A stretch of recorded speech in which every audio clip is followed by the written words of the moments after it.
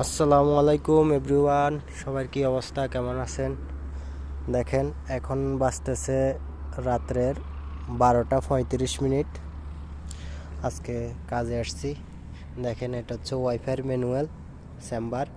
এখানে কাজ করব। দুঃখের বিষয় এই, একটা মৌমাছির বাসা এখানে বাঁধছে। দেখেন, এখন বিবেকে বাধা দিতেছে কিভাবে কাজ করুম।